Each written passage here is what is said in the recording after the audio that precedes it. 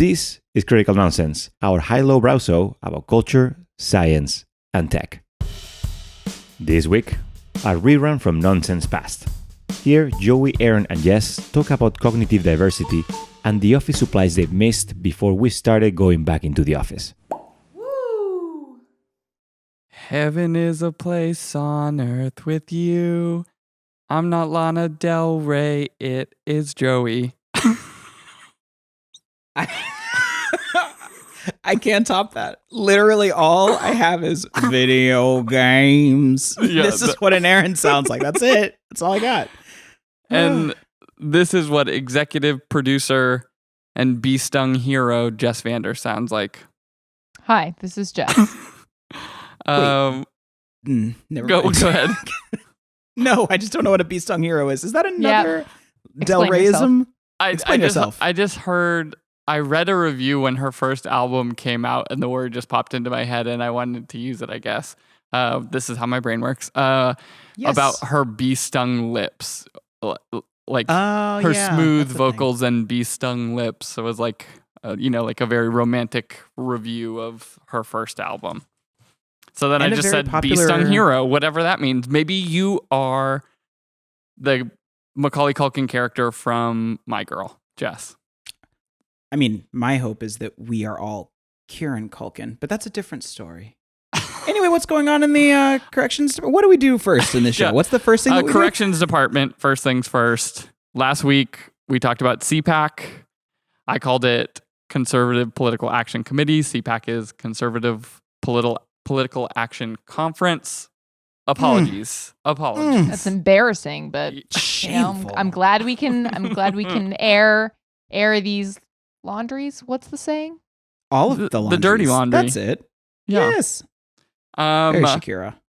The send in your corrections. I don't think we have any housekeeping. We've been starting to post stuff on YouTube. You can check it out there.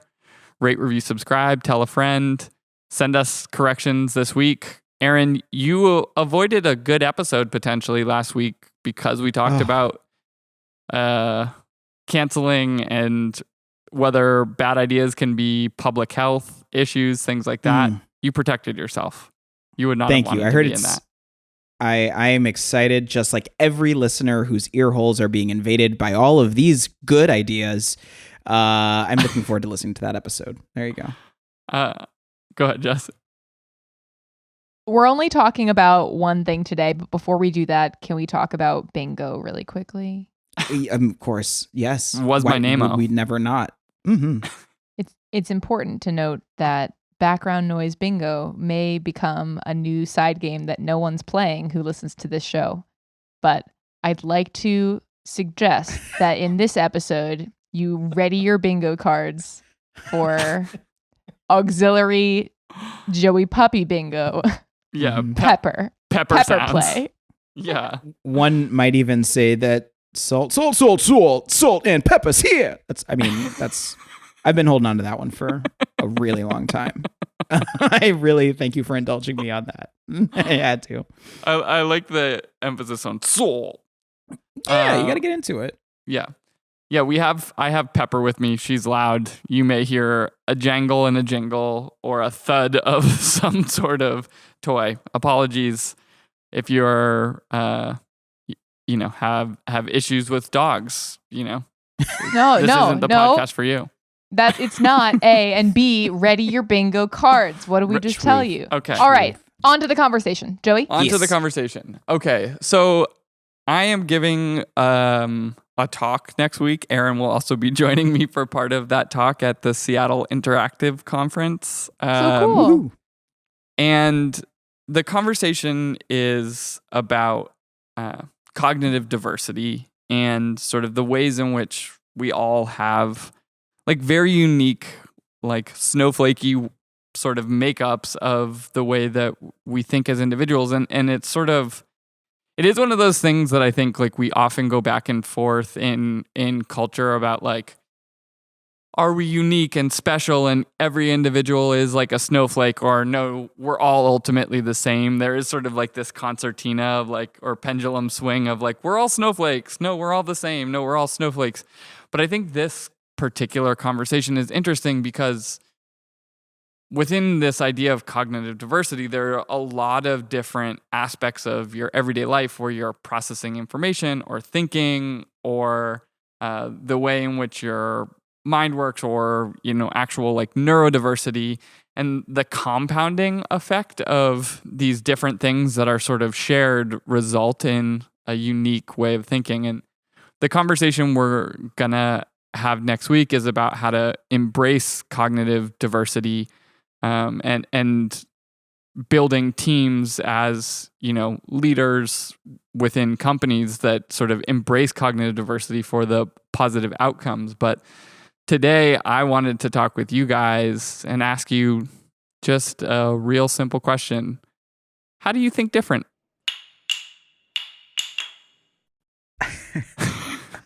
I can't tell you how much I love this question and perhaps how odd it is that it's been very top of mind and involved in a lot of conversations that I've had this week. So I can actually answer this question very specifically and directly. I don't know if it's different. That's the one thing, and I think that's the fun part about it. One is external processing. I very, very much work things out loud, and it is an assault on people who do not think that way. Assault and pepper? Pepper's here. It doesn't work when you don't. Jess is covering her face right now. You can't see this. So disappointed in me, and I feel the shame, and it's okay. So that's one piece. I think the second is that I am highly engaged in individual thought exercises, like in a linear fashion. How do I put it? I'm fully engaged in one conversation or idea at a time. I cannot do two things at once. And I know that there's a lot of work out there that says that multitasking in and of itself is a misnomer. It's more so about like speed of disconnected thinking or like separate thoughts. I am very much incapable of, for example, watching TV and texting on my phone at the same time. I can't do it. I cannot I can't work and have a podcast going. Like no. I absolutely cannot. And so there are a couple things in that regard that I think are potentially unique to the way that I think. And I think the other, which perhaps you brought to my attention extremely recently, is that I have a very loud internal monologue all the time. And the only time that it's not going is when I'm externally verbalizing. Otherwise, the voice is shouting over what anybody else is saying. That's basically what it is. So that's how I think different. It's really fun. It makes collaboration really easy.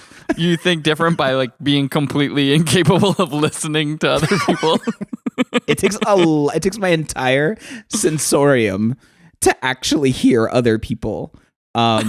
No, but it is the fact that there's just like a very strong and very incessant monologue that is like very diligently like and very specifically naming and processing every thought is why I find so much peace when it comes to hiking or Legoing or other sort of mundane physical activities, because those are also the only other things that actually like turn that completely off. And also creative things like playing music or writing in my journal, because it's the same thing as externalizing that thought and feeling.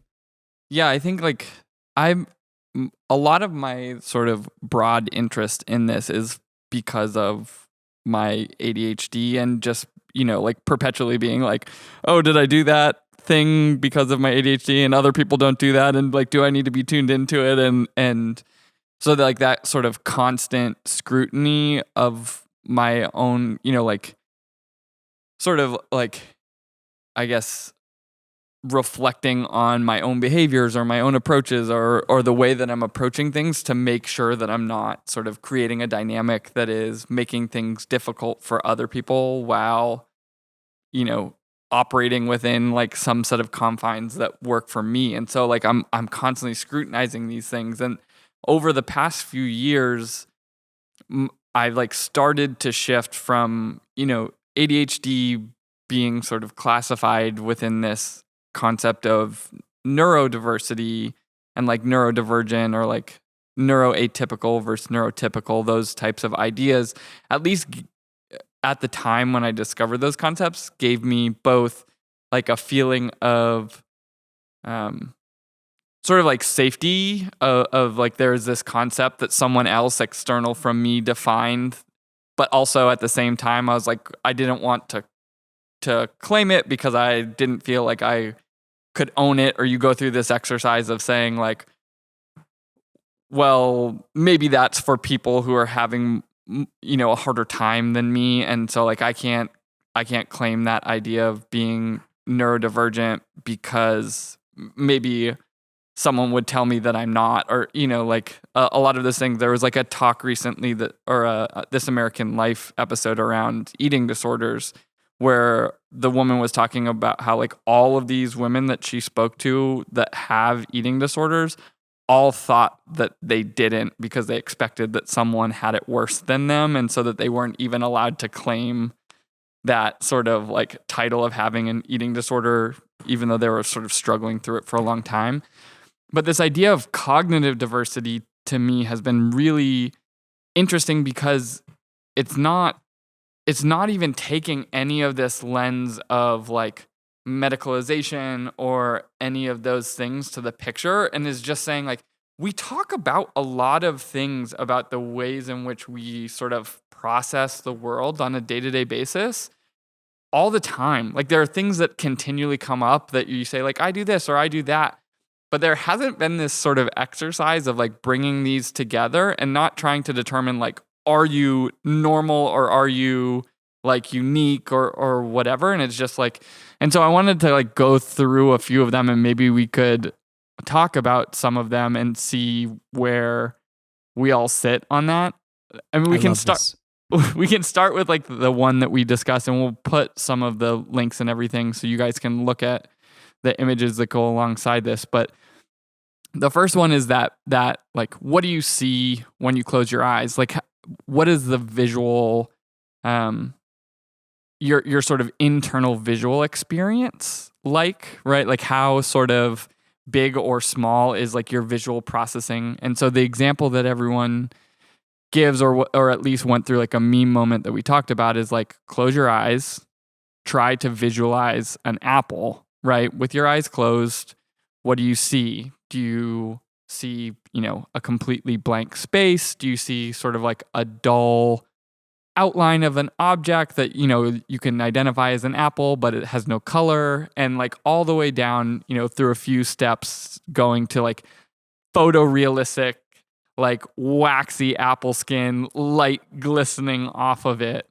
And what's interesting is I see nothing. I have like a completely black blank space. And I think, Aaron, you said you're in similar place. Yes. When Joey first mentioned this to me, I thought that like, oh, I think I usually see an outline. And then when he kept talking about it, I was like, oh no, I literally see black. I see nothing. Like I understand the idea of an apple. I can visualize, like I can, but if I'm in passing thinking about like a thing, I am thinking voices. I'm thinking like orally or narratively, so much more so than I ever am visually, that like I don't actually think about the visual of an apple even when asked to visualize an apple. And I'm curious, Jess, what do you see? Like, do you see a fully formed, waxy, Magritte-like apple that is floating in front of a face of a bowler hat situation? I mean, it's funny because there are certain things, like, ask me to recall a memory, and it's as if there's like a movie playing. I can see everything. Yes, it's like from what my eyes had seen, but it's like a visual, full color replay of that thing. Ask me to think about an apple right now, because, and I think this is because of the lack of specificity, like which apple is unknown. And so I think what ends up happening is it's kind of like a laser pointer sketching something, where it's like, generally, I'm not thinking green apple. I'm thinking red apple. It's probably more Honeycrisp because that's my favorite apple type. And it's maybe got like splotches of yellow but mostly red. And then you like keep talking about the apple, and I'm like, okay, now it's a side view of the apple. Like I think I just go, I didn't even know that wasn't a thing. And you were saying, Joey, that some article that you came across, or like people on the internet were also having this realization. Yeah. People were like, the first time it got popularized, it was by, I think, an Australian designer who discovered this concept. And like her whole profession is around, like, she makes money by existing in like visual executions and representations and all of these things. And she was like, when I close my eyes, I see nothing. And I'm a designer. And she sort of had this crisis. And then she was like, wait, that's why when I have to create a design, I don't like imagine it in my head first. She goes through like iterations of externalizing it either through drawing or through creating in software and being like, oh no, that's not quite right, and like changing things. But she has found her own process based on this like cognitive diversity within being like a visual designer. Well, this makes me think of another one. And Jess, I don't know if this one is one that's popped up before, but you just reminded me of it, Jess. Do you imagine in third person or in first person? Depends. If I was there, me. Yep. If I wasn't there,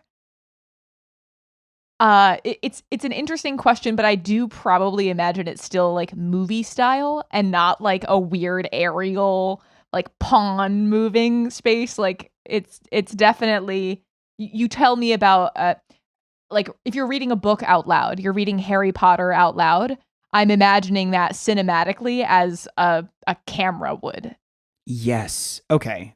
Then maybe I'm the same way. So we're similar. I don't know if necessarily that's the dominant thing, but like that is absolutely how I think about it. And I don't know that I remember things in first person, however. I think that in many cases I remember them similarly cinematically. And perhaps it's just because I play too many video games that are like third person action adventure games. And I also love film is my favorite medium. So that could have a lot to do with it. But Joey, what about you? Or is it also just blank? If I think about things, like it's always first person if I'm there. Like again, like the visuals are sort of not visuals.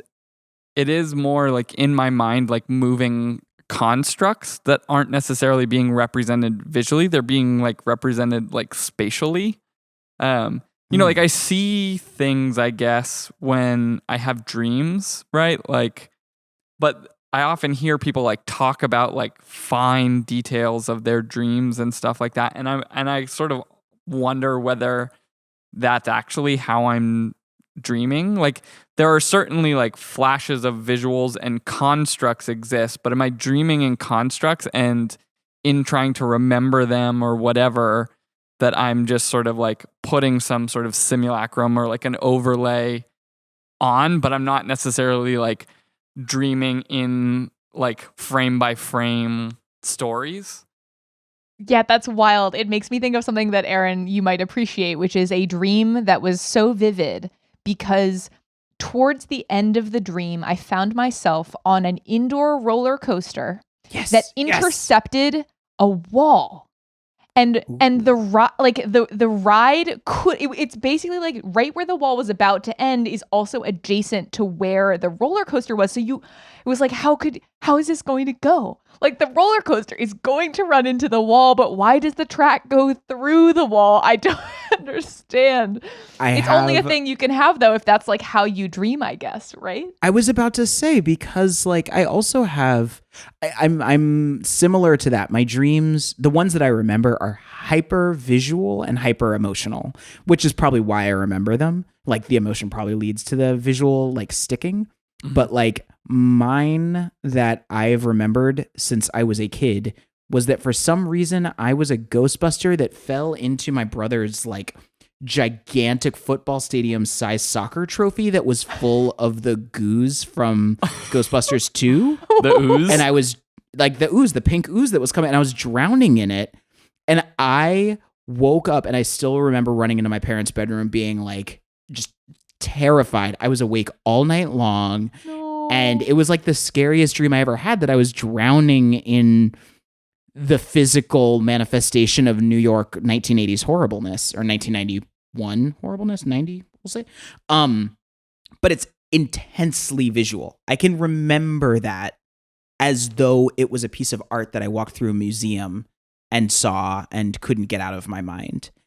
And I wouldn't say that the majority of my dreams are visual, but they're not the same as what you're describing, Joey, which is more of this spatial orientation that's gestural, or like, and that there's something overlaid on top of it. It is like crispy visual and completely whack job narratives that don't make sense. But like, that is my the brain. dreams I remember are always related to like transportation systems for some reason.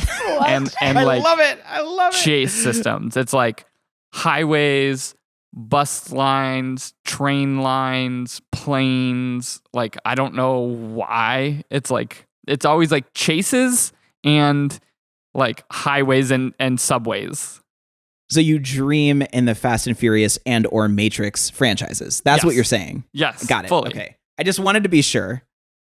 Okay, Joey, tell us some more of these. Yeah. So the next one is that's also been like had a moment where like sort of public conversation erupts when people are like realizing they have a difference on this subject is internal monologues, right? Do you have an internal monologue? Like, can you actually almost have a conversation with yourself inside your head? Can you hear your own voice? Is it sort of everything that you're thinking is structured in sentences? Like you don't actually hear yourself, but it's as though you can hear yourself think.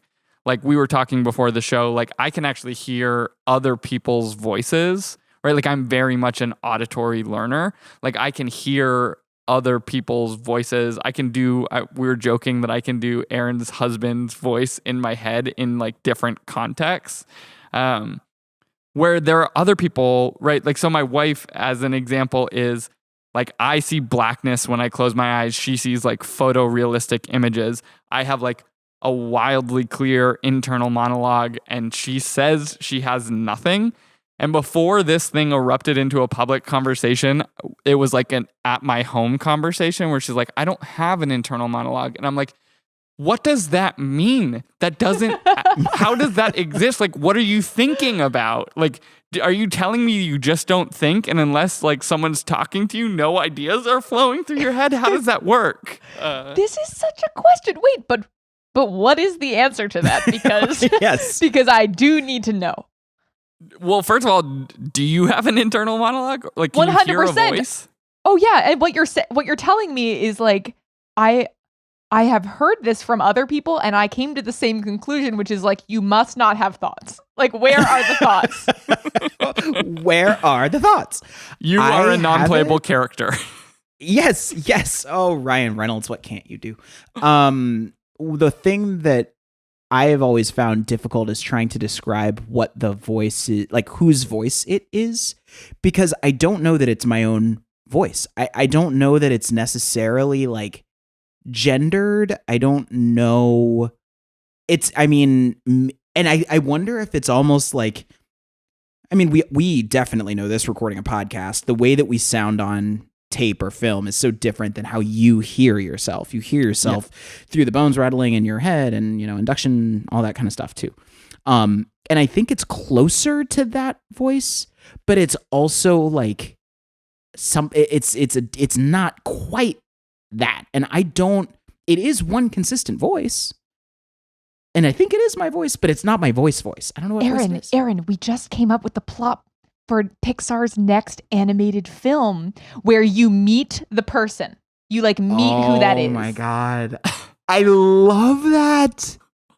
Oh, we need to go. They're only a couple miles away. Like I got really excited. I'm sorry. Emeryville, here we come. They're so close. I drove by the campus last weekend. Maybe I'll go drop in and say hi. We'll see. You want to hear some of like the fun, and maybe we've talked about this before. We've been doing the show for a long time, so if we have spoken about it, sorry. But like, and thank you for listening. Yeah, some of the weird. There are some theories that have like emerged, and some of like the background stuff from Westworld is about this. Like Julian Jaynes, I think we have talked about it at some point. But there's a theory about the emergence of consciousness in humans having to do with the like furthering of the decompartmentalizing of our left and right hemispheres in our brain. And then the corpus callosum being this conduit that connects the two sides of your brain, your left and right hemisphere. And that there's some theory that the voice in your head was when consciousness emerged because you became aware of the fact that you were distinct from the rest of the world. And some of the theories are that it's like literally your left and right hemisphere talking to each other. Like, oh, that's terrifying. That's horrible. I love it. It's only horrible because I would imagine that they kill each other in my brain all the time. And that explains the volume. I'm just saying. Right. Like it's like one side is like very emotional and passionate, and one side is very logical and analytical. And so some of the conflict that is going on is like the resolution of, because your left and right hemisphere there's specialization that happens, but it is not like purely like you draw pictures with your right hemisphere and you use words with your left hemisphere. There's like specialization, but it is not so severe and like purely compartmentalized, but they're like thinking different things. This is the protozoan prequel to Inside Out. We figured it out. It's just two. It started with two. There were only two, left hemisphere and right hemisphere. Put it on a Post-it. I'm going to Emeryville. Like, this is happening. This is happening. It's also they're like the emergence of your internal conscious or your internal monologue. Also, like there's speculation about like God, right? Like where the concept of God emerged from hearing a voice inside your head, but not understanding that it was yourself as it initially emerged. Like our ability to have an internal monologue when that emerged. Like you can imagine someone just being like, there's someone talking to me inside my head, and so I guess that is God, and we'll just run with it. I love it. I'm terrified by it. Jess, what do you think? I just need more questions. Joey, what are the other questions? So, like, another one that we talk about a lot is learning style, right? Like, what is the most conducive way for you to consume information? You know, is it verbal? Is it visual? Is it auditory? Is it tactile? Is it spatial? Right? Like, there are a number of different ways in which people sort of best interpret and process information coming in through their senses. Okay, point of order. Typically, that is described as like, are you a visual, auditory, or kinesthetic learner? Mm-hmm. When what you just described threw in a bunch of different things that sound similar to like the theory of multiple intelligences. Are there more than three? It seems like yes. I think it is one of those things where there's like gray, blurry spaces between these things. Like sometimes when we're going through like scientific learning, we'll compartmentalize because sometimes people will compartmentalize because there are clearly sort of different buckets that these things happen. And sometimes I think, especially in psychological studies, things get compartmentalized out of a certain amount of convenience, right? Or like the ability, like not enough work had been done historically that when you're initially building it or whatever. And so I think like saying that you're a verbal learner, right? Like how is that distinct from an auditory learner where it's still through words, but it like not through your eyes, it's through your ears. And so like there's an aspect of this where if you think of it from sensorially, like what is the best way that you're receiving input, right? Like, is it through your eyes? Is it through touching and manipulating? And that's the best way that you understand it. Is it through your ears? Is it through some other sense that allows you to like fully understand something? But on the flip side, I think there's also this idea of output, right? That maybe doesn't get talked about as much right? Like, what is the best way that you're able to communicate yourself, which I think is also an aspect when we're thinking about cognitive diversity, right? Like, and where those things don't have to match. Like, you could be an auditory learner or a verbal learner, but be like a better visual communicator, or, vice versa. It is interesting. It gets into interesting spaces when you're talking about what learning is as it relates to memory or recall, and also like practice. And I guess that starts to dovetail a little bit with the output, because I can very easily say that I absorb information best through like audio visual mediums. Like if it's something audio, if it's something that I'm consuming through my eyes and my ears at the same time, I will be able to like, it'll stick more. And similarly, I am terrible with rote memorization. I hated history class until I was in college, because it was all about just remember that this happened in this year. And this gets into the second part of how I learn, which I think is, fairly universal. And I guess like marketers always talk about it, but it's narrative. If there's a like beginning, middle, and end, or a cause and effect or something like that, I'll absorb it. And it doesn't have to be some complicated cause and effect, but if that relationship is there, it sticks. And then I think the third piece when it comes to the output is that I'm best articulated through writing. Verbally, I can't keep up with myself. Writing, specifically pen and paper, forces the whole process to slow down and go through a channel of organization that then allows those thoughts to be edited and laid out and communicated clearly. Mm-hmm. And so I think that like entire process, sure, it's like restricted just by like the means of production. Like I'm not an Alex Contel, for example. I do not have the prowess to bring things to life visually and orally on my own.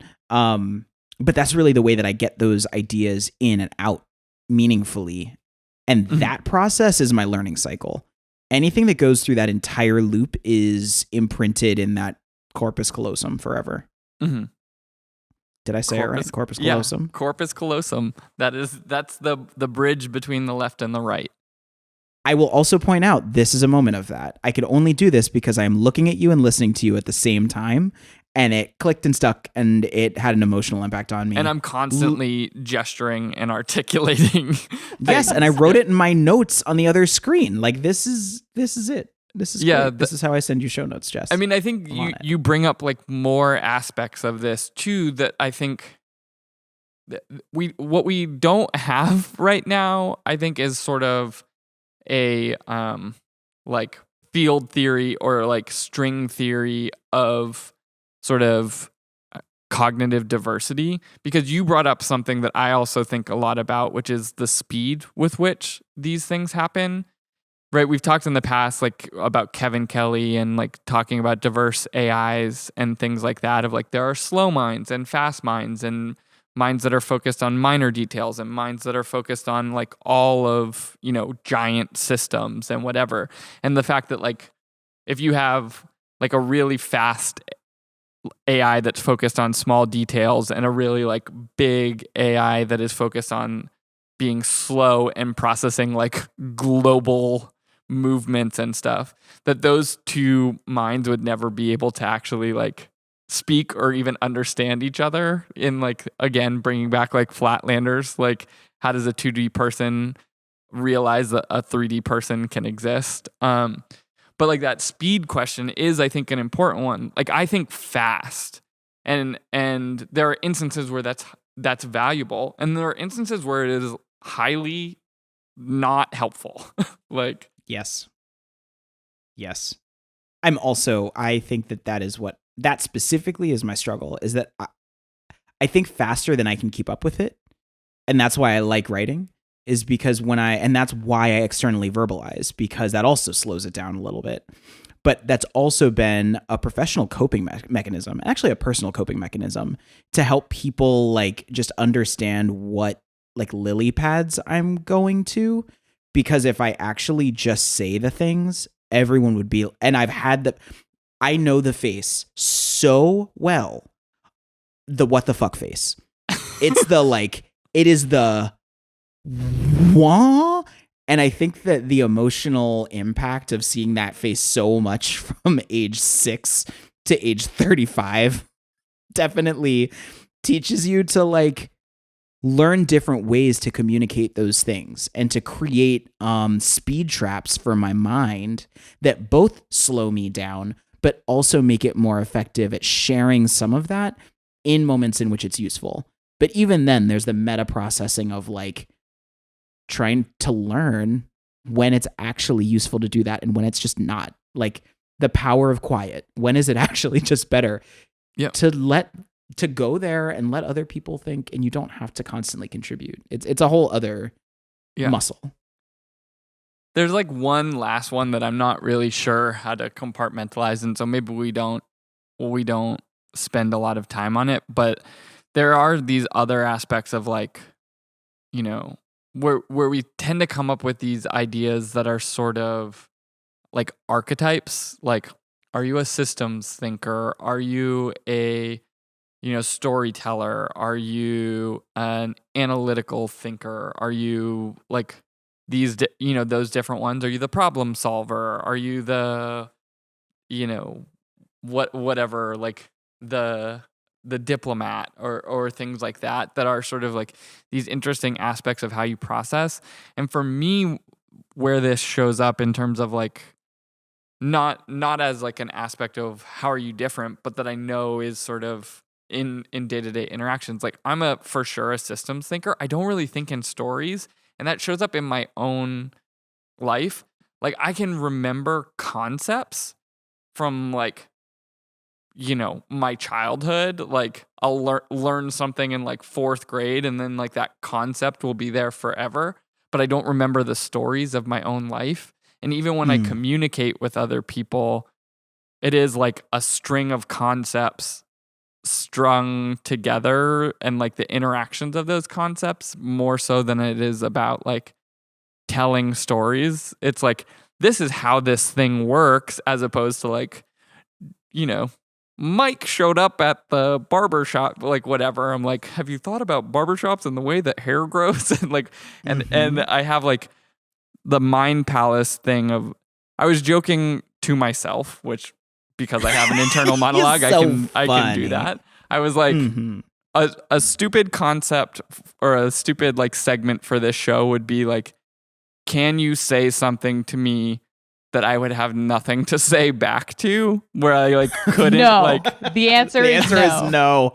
I couldn't connect. You're just like, you just like say a sentence, and I'm like, that makes me think of this, Like, yes. Which is every episode of this show, Joey. Wait, so I guess to clarify a couple things. One, you should explain to people what a mind palace is. And the second thing is, so are you saying that the archetypes thing is real and the systems thinking is the one you feel like you connect with? Or is it challenging that archetypes construct? 2-part question. I mean, the question of, I think is like as real as like your personal experience. I think this is where we start to get into the blurry line between like what is the science of this thing and like what is sort of your experiential self telling you about the way that you process information. And some of these things, like, right, like your corpus callosum, or like the sort of networks in your brain that are processing language, your like Broca's area or your Wernicke's area, like those things are real, and that there's science pointing to it. But we also don't know everything about it. And so like this idea of like systems thinking and all of this conversation about neurodiversity or cognitive diversity, I think is most useful for helping to paint a picture for yourself of the ways in which you think, so that you can sort of just like make sense of your day to day, that you can like talk to other people that you're working with about like, this is the way that I process information. This is what I need from you. What do you need from me? Like it gives you language to be able to like have the conversation of collaboration and be able to like bring your diverse way of thinking to the table, as opposed to like, if you don't have the language for it and you can't have that sort of like internal interrogation, then you can't ask for the help to like exist in the ways that feel most comfortable for you. And, to that end, the what the fuck face that I was talking about was an assault and a hindrance on me exploring the way that I think.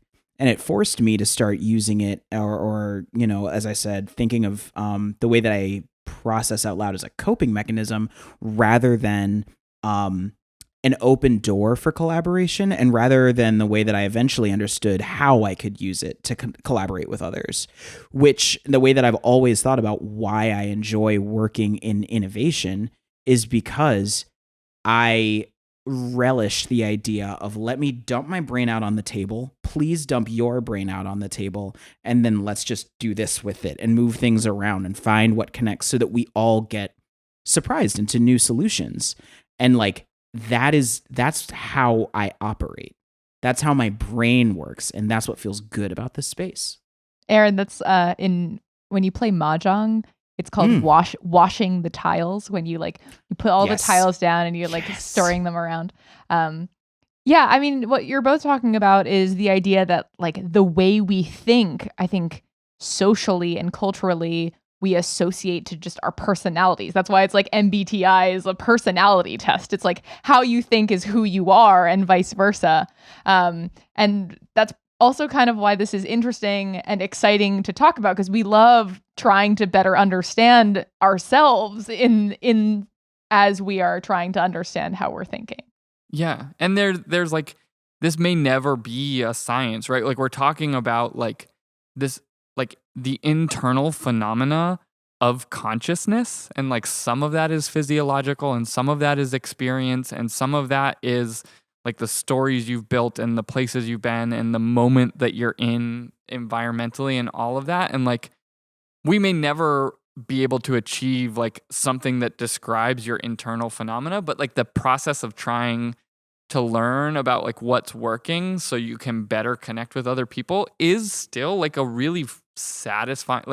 This year, Jess, you've seen me go through the realization that sort of spatial systems orientation when I'm thinking about something that's complex. If I'm not drawing it to where someone else can see it, they're not getting the thing that I'm trying to tell them. And I'm cool. That means that when we're thinking about abstract concepts, I need to have something where I can be drawing a relationship to them so someone can see this spatial relationship that is so clear in my head and not showing up to anybody else. It's in practice, this is Joey open a Jamboard. Yeah. Yes. This also is going to be a minor ad for... Not real ad. Let me clarify. Not a real ad. Unless you want to give us money, notebook. Sure. Yeah, sure. Moleskine gave us smart. Moleskine, as I've learned, or Moleskine or something like that. But the Smart Notebook, I got this at the beginning of the pandemic because I wanted to start digitizing my notes. And actually, I thought that I was a more spatial output person than I am. And so it has not really served its, very expensive purpose. I guess they're not going to give us that money. But I do think it's a really, really powerful way to use doodling and sketching to actually create, especially when it needs to be organic and with your hands and you don't want to buy a full-blown tablet, or scribing tablet. It can work really well. The ancient papyrus scroll. Someone get my quill and the ink pot. This, I think, brings us to Jess's unique superpower, which is synthesizing things into a wrap-up corner. Can you? Oh, no. Are you up for this challenge? Oh, God. Joey's going to give a talk about cognitive diversity and play tested a few different tests of this with us. The first about imagining an apple. The second about whether or not you have an internal monologue. The third about your learning style, the way you receive inputs and also communicate outputs. And the last, some complicated thing about thinking archetypes and processing structures. I don't know. You didn't give me a name for it. Either way, it's interesting to think about all of the different types of ways that we think, and you may be surprised a different cognitive thinker may be behind you. Jess, look out. You just I don't even know what to say. You like literally just pushed it into the salt and pepper wrap up corner. Yes. Call back. And magically, Aaron and Joey have actually some kind of cognitive alignment in a way that I do not share. Dumb references. Yes. 100%. I appreciate you and respect your differences from afar.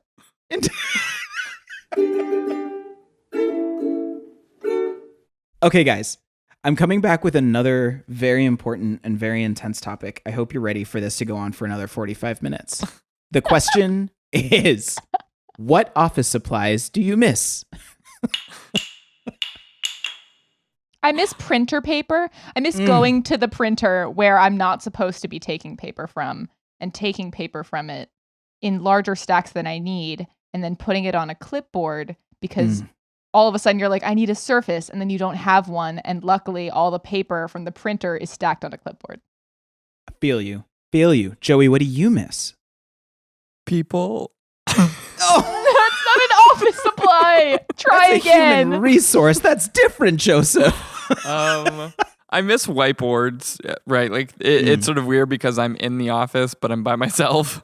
So that's why I miss people. But in that same thing we talked about, like I miss being able to like draw together on a thing or like a big piece of butcher paper on like a conference table where we can all sort of like write and clear our tiles, so to speak, together, clean our tiles. Damn. I miss binder clips. Yeah. Which size? Just like the banana clip things? Or? Which one? Yes. The baby one? Okay, so I miss the baby ones. I hate you, Alex. Alex has one. Alex Contel up on the screen showing all of his wealth of binder baby clips. Baby and medium. Oh, you guys are evil. I have some. The medium are the most. That I just like pinch myself with all day because so I have weird self-flagellation via Office Max. I understand, to each their own. But no, medium size, most useful. Smallest size, most effective. Biggest size, what the hell? Weird, creepy, strong. Why are you stronger than my own grip? Yeah, that's I think where I am. I miss a binder clip like crazy. Okay. Premature special thanks also to the pencil cup. Like whenever you need a pencil, you never have one on hand. That's why I have mine at home, y'all. No. It used to be a planter. It's now for pens. That I didn't need to tell you that. No one can see that or find that interesting. Thanks, listeners. I really feel you though. Pen cups, y'all. You need to have them. All right. Yes. That was it.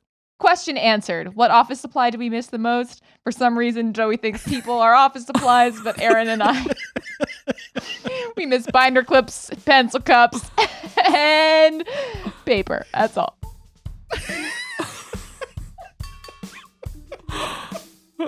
I'm going to put you two in my pencil cup. That was, by the way, this was one of the first things. A pencil cup was one of the first things that I got. Like when we went into lockdown. Yeah, you're like, I need a pencil cup. Yes. And most of the furniture that I'm waiting to get delivered, which now I have to call Joybird and figure that out, is like making the home office like a home office. Hey, okay. Yeah. How do you feel about a like very ugly cup being singly purposed either for pencil cup use or toothbrush cup use? Or does that have to be like in keeping with the rest of your design aesthetic? The latter. Only because I feel as though it is one of the last places where I felt that I could add a touch of design that had been hidden by utility. Like before it was just, I have to keep this ugly cup. Like it's got to serve a purpose. Like I can't throw it out. And then I got to a point where I was like, no, I need a little bit of aesthetic joy in my life here and there.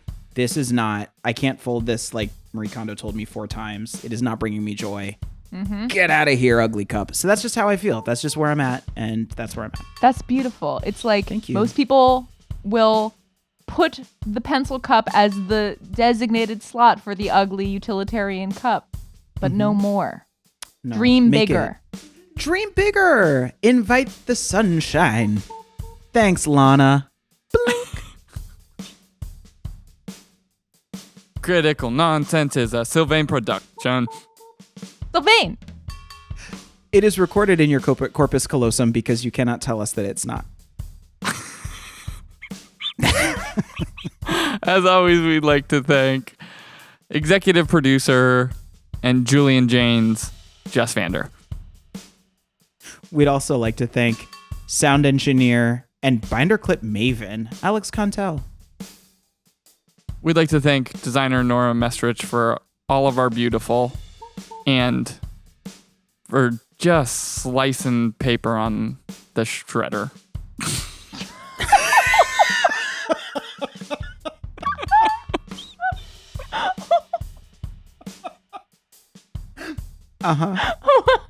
Okay.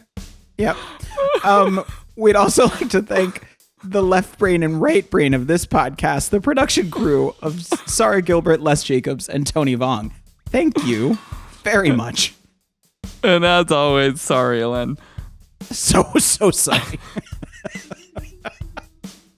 I want to Special thanks. Yeah. I want to thank Yukon for giving you all of this neuroscience knowledge, Joey, because via them you have made me so much more excited by what goes on in this big old noggin of mine. I appreciate that.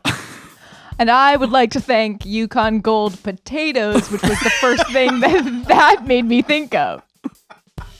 I would like to thank the New York Times cooking subscription service for introducing me to chicken Vesuvio recently, which is made with russet potatoes, chicken thighs, peas, white wine, and a little sprig of thyme. It sounds acidic. I'm not thankful for it. Not for you, Joey. There's Wow. garlic in it, man. You'd be unhappy. I can deal with garlic. I just don't want the acid. Unless it is lysergic acid, in which case, let's see what happens. Clearly. LSD. 25.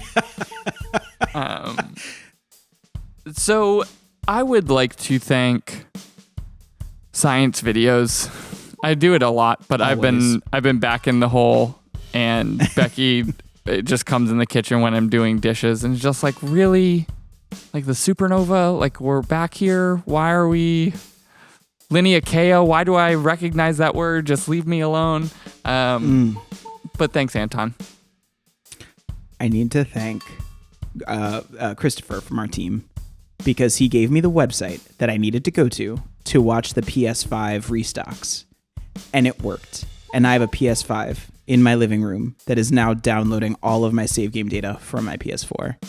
I haven't been this happy since probably March 11th of 2020. So thank you, Christopher.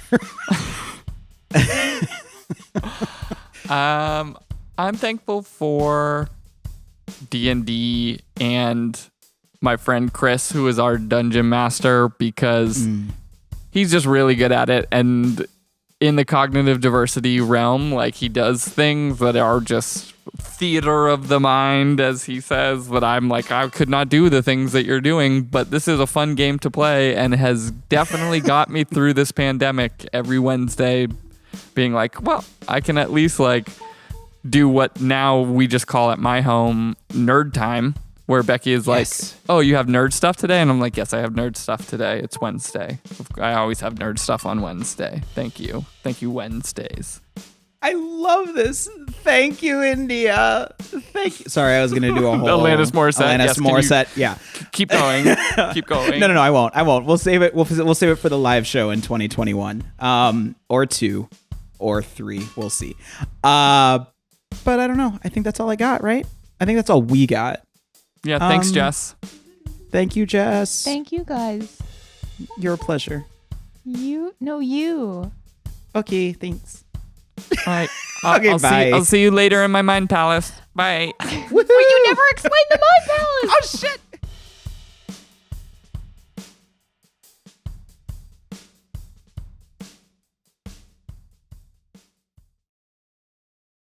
I look like an insane. I don't know what's been happening with my hair recently, but it's been. I just like look at myself. I'm like, you look weird. like what is happening to your face?